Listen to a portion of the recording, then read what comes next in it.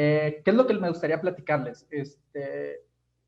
¿Puedo yo compartir mi pantalla? Sí, ¿verdad? Va, súper. Entonces, les voy a compartir pantalla para que sigamos unas diapositivas que preparé para nuestra charla de hoy.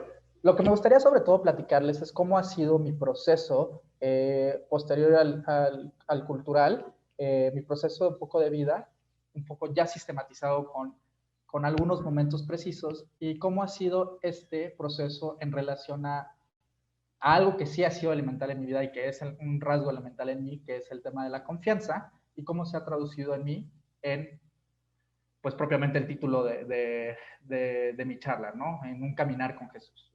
Entonces, comparto mi diapositiva. La tengo en una diapositiva que no es la primera. Entonces,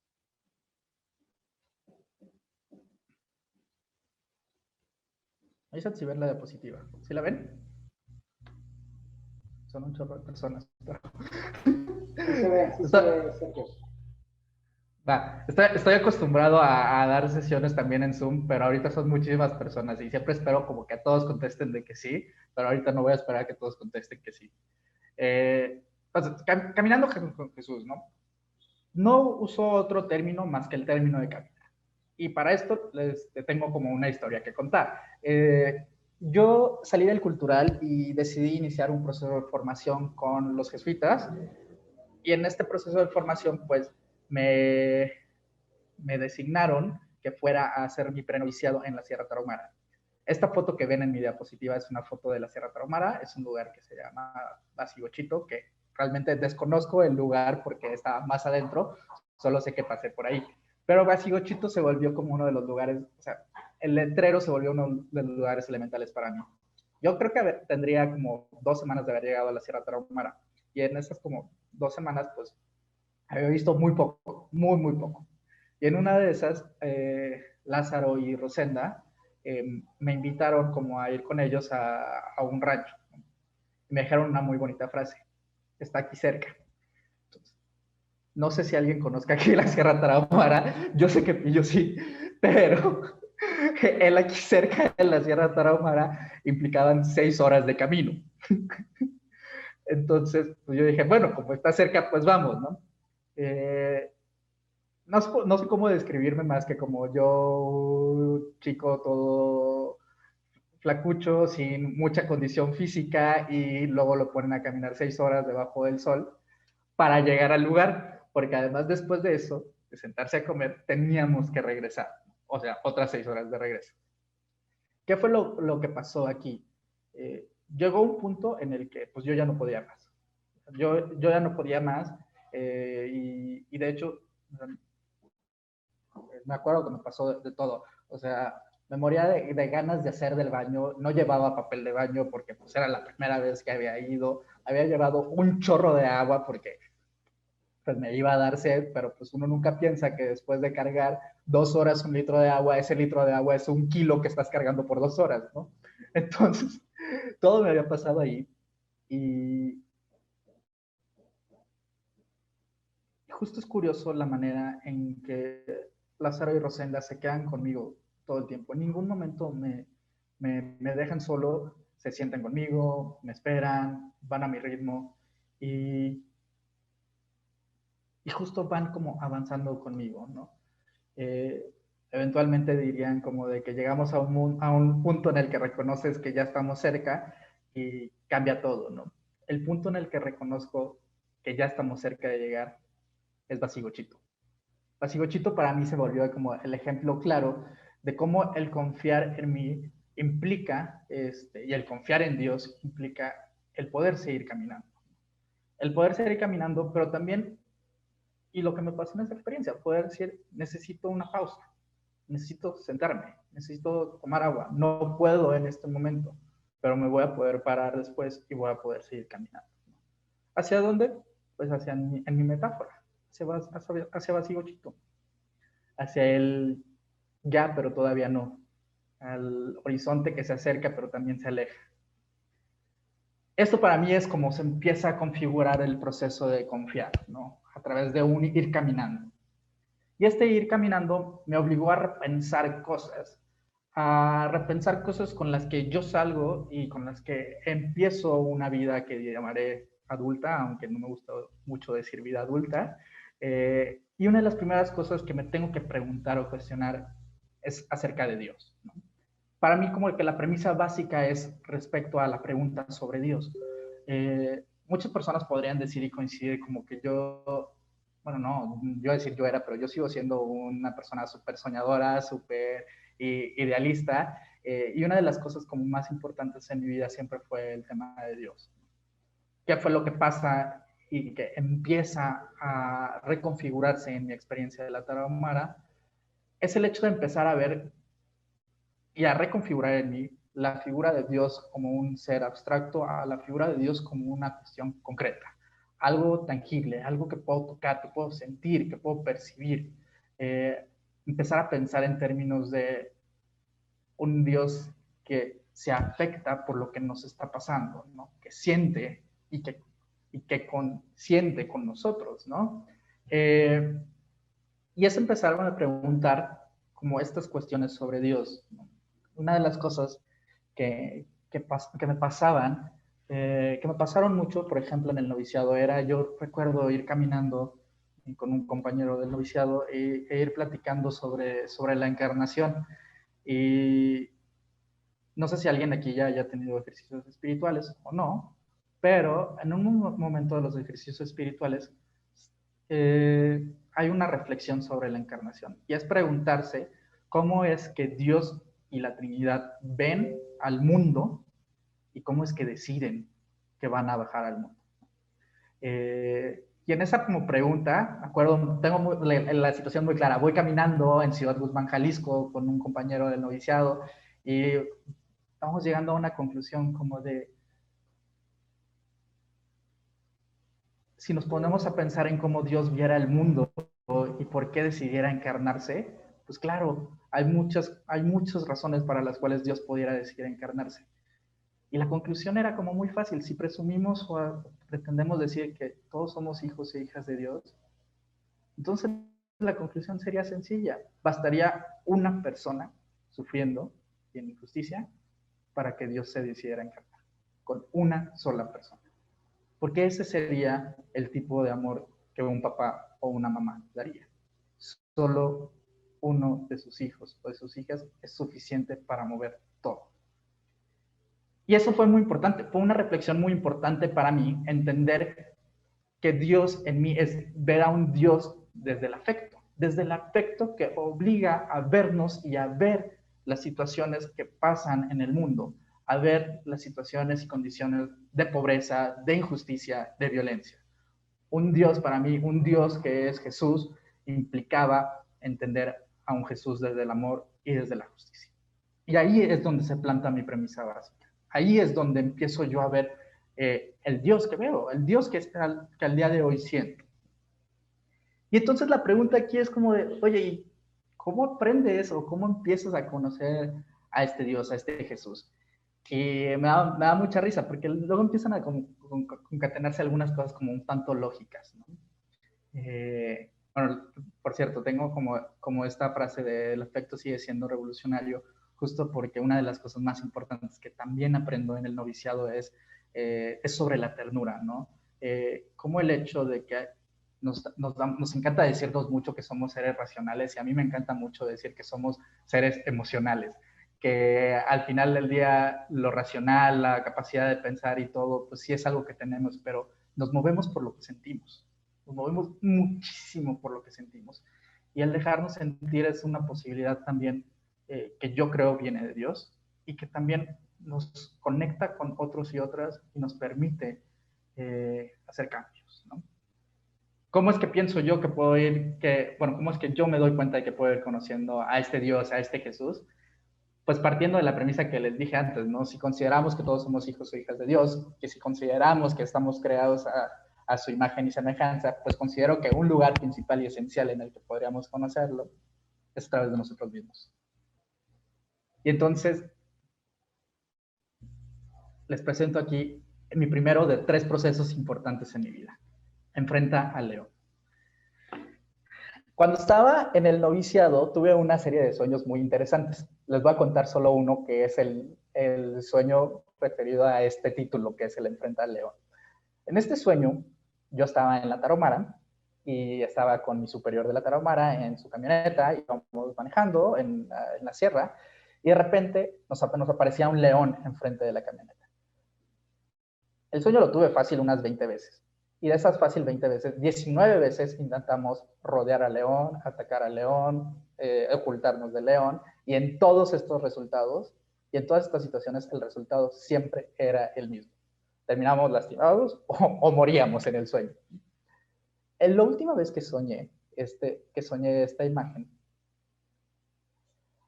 logramos pasar al león. Logramos pasar al león porque por alguna razón a mí se me ocurrió bajarme, mirar al león, saludarlo y seguir caminando. Mucho tiempo después, muchas terapias también después, encontré y he podido usar esta imagen como una de las cuestiones más importantes en mi vida. El autoconocimiento. Pensar que el león que estaba enfrente de nosotros no era más que una parte de mí. Era yo mismo. Yo mismo que reconozco que Dios actúa en mí, que Dios puede actuar a través de mis pensamientos, de mis ideas, de mis sentimientos, de mis intereses. Y pensar eso implica verme en el espejo, ver qué es lo que sucede, qué es lo que me mueve, qué estoy pensando, qué estoy sintiendo.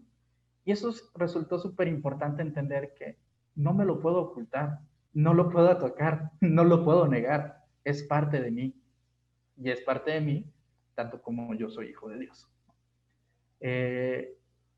Enfrentar al león fue uno como de mis procesos más complicados. Este enfrentamiento fue un enfrentamiento duro y difícil que yo viví en mi época de noviciado y que eventualmente me llevó a la decisión de dejar mi proceso de formación en la compañía de Jesús. Autoconocerme. Y la pongo aquí unas notas del autoconocerse. Es una cosa hermosa. Me decía un jesuita que aprecio muchísimo. El autoconocimiento debería de ser un procedimiento, un proceso como un jardinero que está regando con mucha paciencia sus plantas.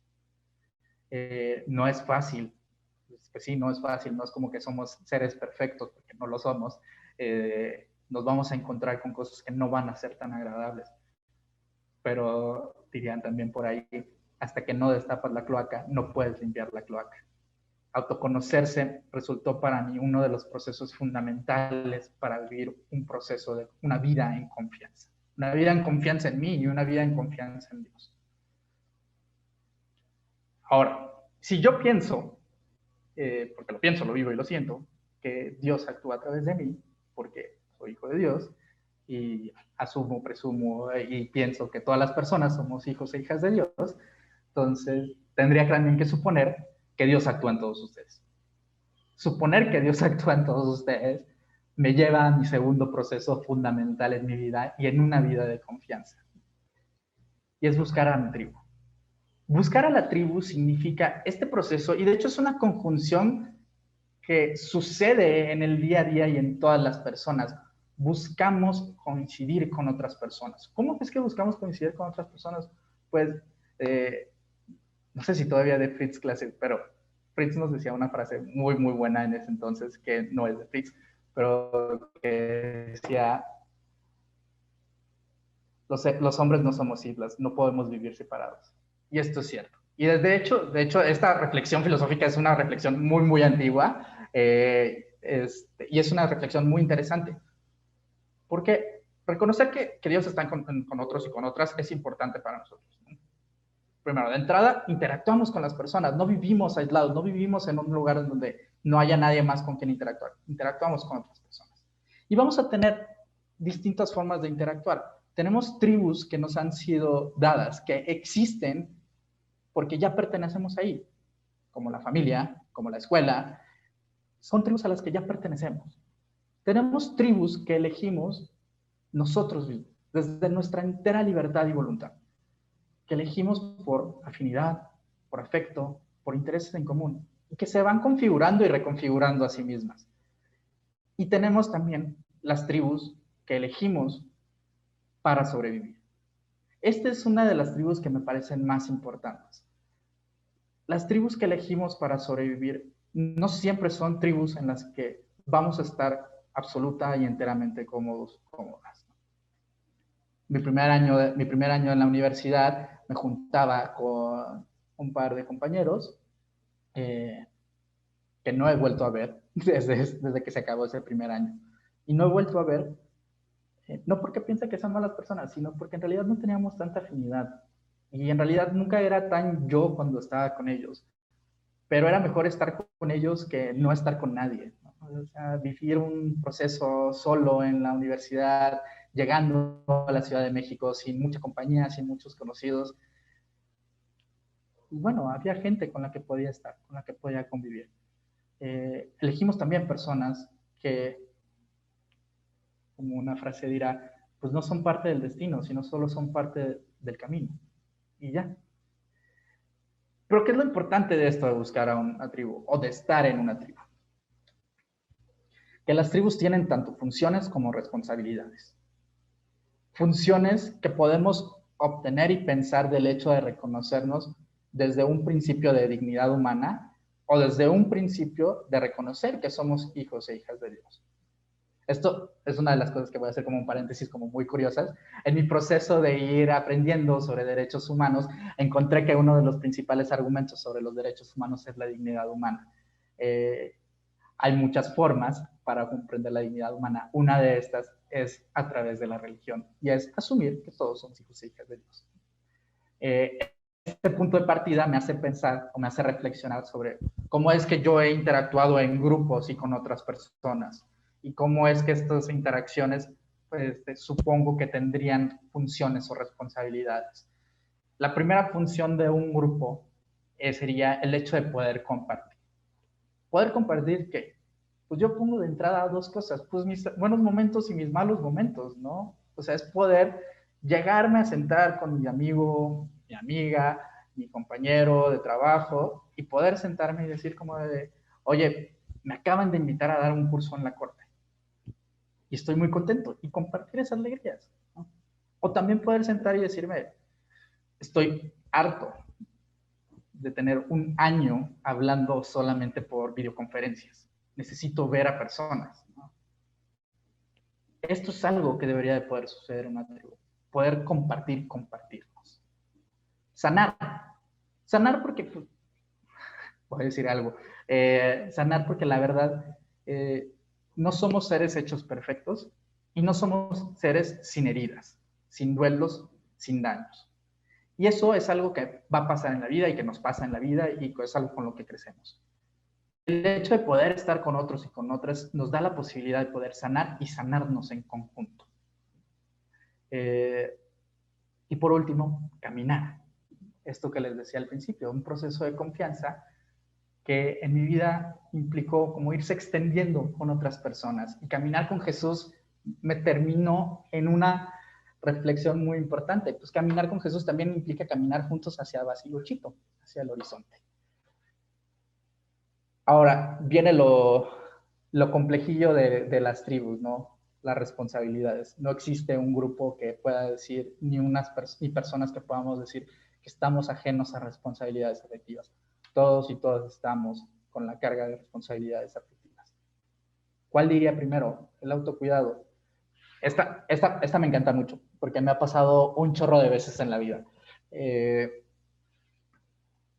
Como una de las más recientes es yo trabajando hasta 12, 14 horas al día y de repente teniendo todo mal humor, estado, o sea, con el estómago hecho trizas, reaccionando agresivamente casi a cualquier comentario que no me agrada, y esto radicando en un tema de autocuidado, y un tema de autocuidado muy sencillo, no reconocer mis límites, no reconocer que no puedo trabajar 14 horas, vaya, no puedo trabajar 12 horas sin que esto vaya a tener consecuencias en mí. Y no solo eso, en el traslúcido más importante de esto de los límites, no reconocer cuáles son mis nos. Un poco el tema que creo uno de los temas más importantes del autoconocimiento se traduce en la interacción con las demás personas. ¿Cuál? Me parece muy sencillo. Saber qué es lo que no quiero. No quiero trabajar 14 horas. Yo se los puedo decir aquí muy sencillamente. Yo no quiero ser una persona que trabaja 14 horas al día. Poder reconocer mis nos, poder reconocer lo que no quiero, lo que no puedo en mi vida, es una responsabilidad mía. Y es una responsabilidad a poner enfrente en interacción con las demás personas. Y la segunda responsabilidad de las tribus, el cuidado colectivo. No estamos como agrupados, personitas en un grupo, sino somos un grupo, ¿no? Mi cuidado también implica el cuidado de otras personas. Y este cuidado colectivo pondría, si estoy diciendo primero que en mi autocuidado tengo mis límites, tengo que aprender a diferenciar mis nos, pues en el cuidado colectivo implica que también las otras personas respeten mis límites y respeten mis nos.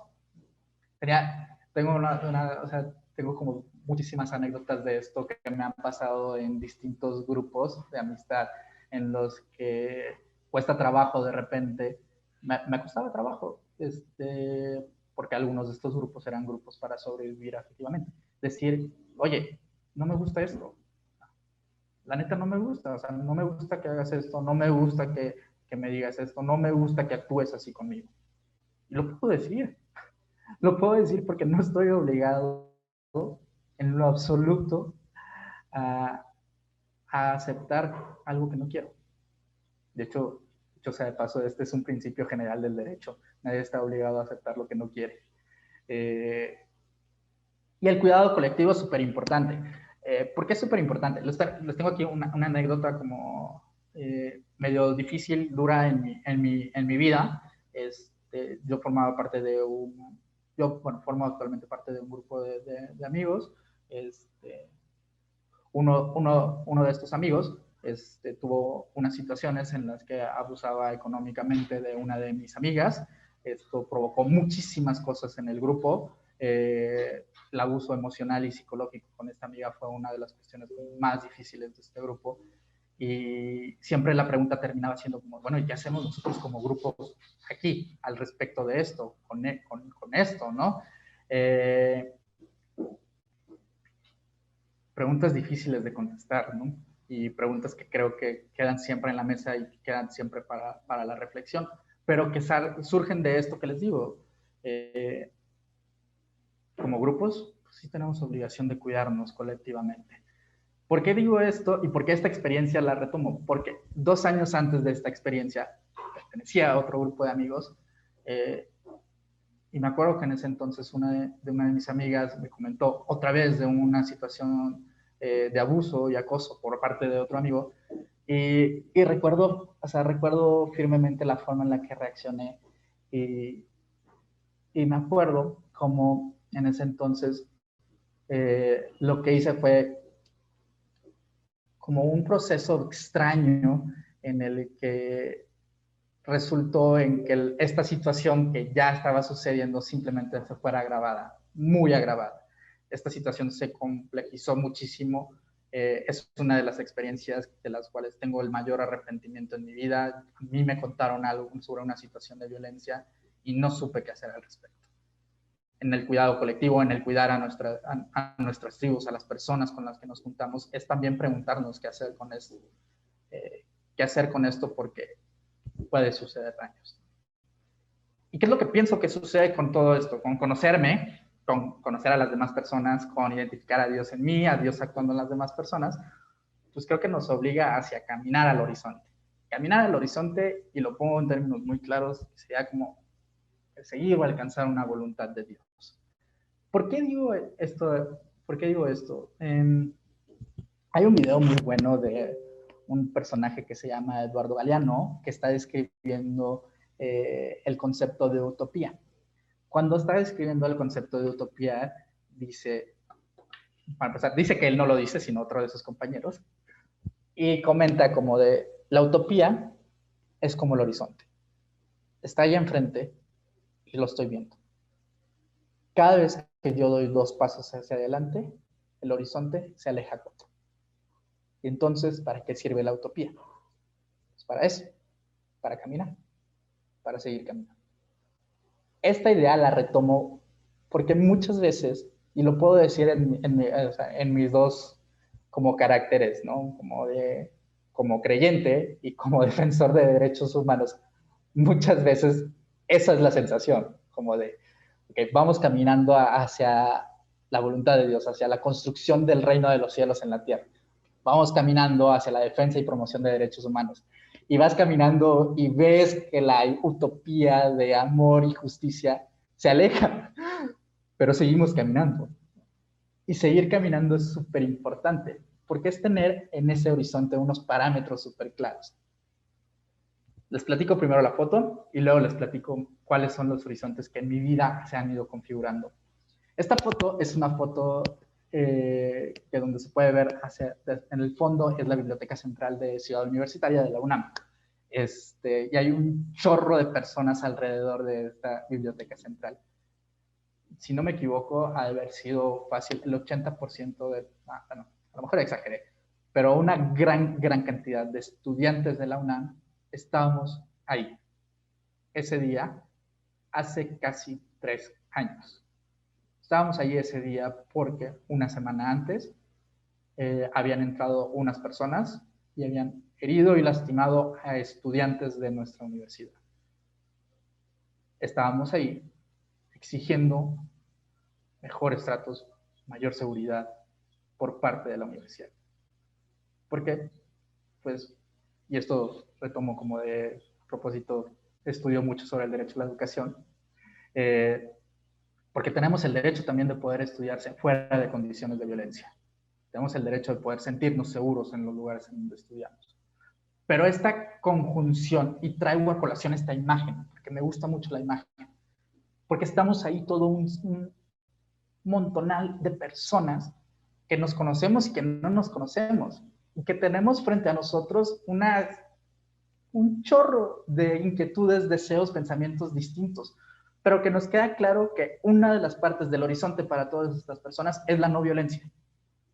Y por eso todas estas personas estábamos caminando juntas. Todas. No importaba nada más. Lo único que importaba ese día era que todas estas personas estábamos en contra de los actos de violencia dentro de la universidad. Era lo único que importaba. Era caminar juntos hacia un horizonte. ¿Cómo traduzco yo en mi vida cada vez más este horizonte? Pues fácil, que las personas vivan. Esta es una frase que estoy copiando, que no me acuerdo de quién es, pero que he ido desarrollando con el tiempo. Yo creo, finalmente, como diría esta frase, que el proyecto de Dios es que las personas vivan. ¿Cómo creo que debería de ser este vivir? Creo que tiene que ser un vivir libres. Y pongo aquí libres porque pienso que tiene que ser libre de dos cuestiones. Del pecado individual y del pecado estructural. ¿Qué me refiero con esto? Me refiero a... Me refiero a... No sé quién está hablando, pero no tengo problema. Me refiero a vivir libres y plenos. Y a vivir libres y sin opresión. ¿Por qué? Libres y plenos de tal manera que mis pecados, los puedo decir, mi miedo, mi soberbia, mi arrogancia, me permita poder interactuar en comunión con otras personas y caminar hacia el horizonte. Y sin opresión.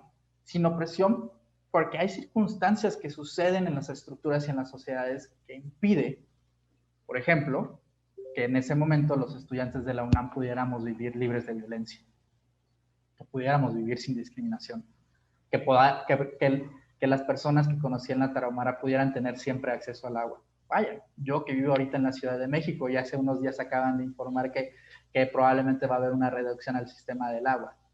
Necesito agua para poder vivir, necesito alimento para poder vivir, necesito tener un techo para poder vivir, necesito sentirme en paz para poder vivir. Y todas estas cosas responden a una situación estructural. Todo esto es lo que en mi vida se ha configurado como mi proceso de ir confiando en Dios y de caminar con Jesús. Enfrentar al león, buscar a mi tribu y caminar al horizonte. Quisiera, como para cerrar esto que les estoy comentando, les platico una anécdota también. no sabrán todos y todas, pero el sábado pasado yo cumplí años. Mis cumpleaños siempre suelen ser una cosa muy interesante en mi vida. Otra vez pasé mi cumpleaños solo, lo cual estuvo bien. Dentro de distintas cosas estaba trabajando para preparar un video sobre el derecho a la educación y ya al final de la noche dije, bueno, voy a preparar otra, o sea, voy a preparar mi guión para mi charla y fui preparándola, ¿no? Y como a las 11:30 de la noche me encontré llegando a esta última diapositiva que les voy a transmitir ahorita, y al terminar de leer esta diapositiva me encontré llorando. Me encontré llorando porque una de las cosas más importantes de mi vida pues ha sido este proceso que les estoy comentando aquí. Y saberme que he podido seguir este proceso ha sido una de las cosas elementales. Les leo esta frase que es de Bertrand Russell. 2 segundos. Tres pasiones simples pero abrumadoramente intensas han gobernado mi vida. El ansia de amor, la búsqueda del conocimiento y una insoportable piedad por el sufrimiento de la humanidad. Estas tres pasiones, como grandes vendavales, me han llevado de acá para allá por una ruta cambiante, sobre un profundo océano de angustia, hasta el borde mismo de la desesperación. He buscado el amor, primero, porque conduce al éxtasis, un éxtasis tan grande que a menudo hubiera sacrificado el resto de mi existencia por unas horas de este gozo. Lo he buscado en segundo lugar porque alivia la soledad, esa terrible soledad en que una conciencia trémula se asoma al borde del mundo para otear el frío e insondable abismo sin vida. Lo he buscado finalmente porque en la unión del amor he visto en una miniatura mística la visión anticipada del cielo que han imaginado santos y poetas. Eso era lo que buscaba, y aunque pudiera parecer demasiado bueno para esta vida, esto es lo que, al fin, he hallado. Con igual pasión he buscado el conocimiento. He deseado entender el corazón de los hombres. He deseado saber por qué brillan las estrellas. Y he tratado de aprender el poder pitagórico en virtud del cual el número domina el flujo.